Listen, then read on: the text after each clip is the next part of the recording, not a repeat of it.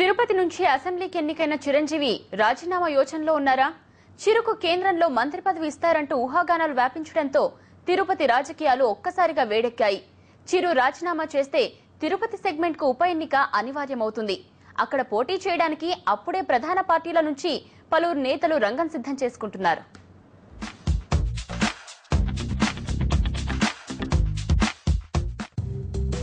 PRP అధినేత చిరంజీవి కేంద్ర cabinet లో చేరబోతున్నారనే ప్రచారం తిరుపతి పట్టణంలో ఒక్కసారిగా రాజకీయ వేడిని పెంచింది. కేంద్రంలో మంత్రి అయితే అసెంబ్లీకి చిరు రాజీనామా చేయక తప్పదని, తద్వారా ఉప ఎన్నిక వస్తుందని స్థానిక నాయకులు చెబుతున్నారు. సీటు ఖాళీ అవుతుందనే ప్రచారం మొదలు కావడంతోనే ఆ సీటు దక్కించుకునేందుకు ప్రధాన పార్టీల నేతలు తమ మార్గాల్లో పైరువీలు ప్రారంభించారు. చిరంజీవి అసెంబ్లీకి ఎన్నికై 2 ఏళ్లు దాటినా ఇంతవరకు స్థానిక ప్రజల్ని మెప్పించలేకపోయారు. కనీసం స్థానిక నేతలు కార్యకర్తలకు అందుబాటులో లేకుండా పోయారు.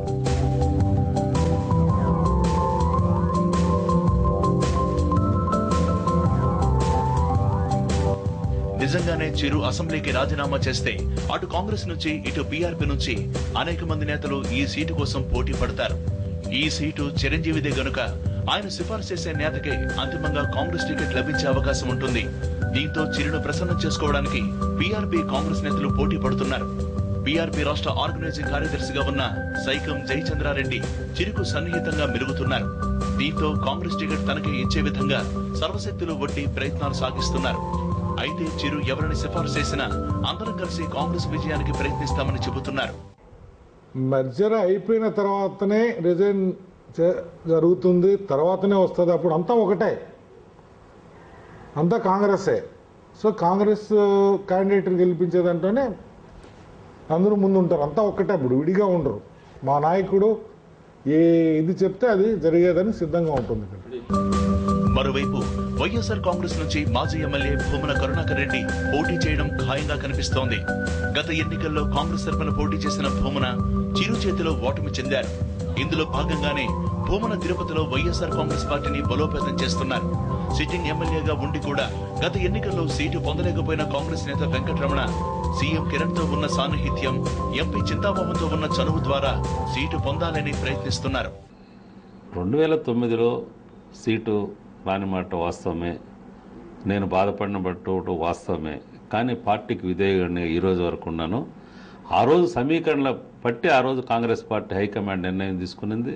మనకు ఏదో ఒక పార్టీలో స్థాయి కల్పిస్తామని ఆ రోజు కూడా హైకమాండ్ కూడా ఆదేశించింది. వాళ్ళ ఆదేశం ఏ విధంగా ఉంటే ఇప్పుడు కూడా మనం వాళ్ళ ఆదేశాన్ని అనుసరించే నేను నడుచుకుంటాను. టీడీపీ ఆవిర్భావ సమయం నుంచి కంచుకోటగా ఉన్న తిరుపతిలో తిరిగి పట్టు సాధించేందుకు ఆ పార్టీ దీన్ని అవకాశంగా తీసుకోదలిచింది. తాజా పరిణామాలను గమనిస్తూ ఒకవేళ ఉప ఎన్నిక వస్తే గట్టి అభ్యర్థిని నిలిపి ఎలాగైనా తిరుపతిలో పచ్చ జెండా ఎగరేయాలని ఉవ్విళ్లూరుతున్నారు. తిరుపతి నియోజకవర్గానికి కూడా ఆయన రాజీనామా చేస్తారనే విధంగా వార్తలు వస్తున్న నేపథ్యంలో మళ్లీ తిరుపతిలో తెలుగుదేశం పార్టీ కైవసం చేసుకుంటుంది. దాంట్లో ఎలాంటి సందేహం లేదు. ఎవరు అభ్యర్థి అయినా కూడా తిరుపతిలో తెలుగుదేశం పార్టీ విజయడంకా మోగించడం ఖాయం. చంద్రబాబు నాయుడు గారికి కాకుండా సొంత జిల్లా అయిన చంద్రబాబు నాయుడు కానుకగా కూడా ఈ సీట్ని ఇచ్చేదానికి మేమందరూ కూడా ఐకమత్యంతో కృషి చేసి పార్టీని విజయబావట తిరుపతిలో ఎగరేస్తామని కూడా ఈ సందర్భంగా తెలియజేస్తాను. చిరు గనక తిరుపతి సీటుకు రాజీనామా చేస్తే రాష్ట్ర రాజకీయ పార్టీల వ్యూహ ప్రతివ్యూహాలకు టెంపుల్ డౌన్ మరో రణరంగంగా మారుతుంది. పార్టీల బల నిరూపణకు వేదిక అవుతుంది.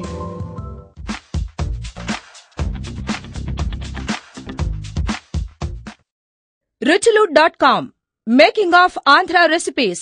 Recipe videos in Telugu for all varieties of veg, non-veg, baking snacks and desserts. Please visit ruchulu.com.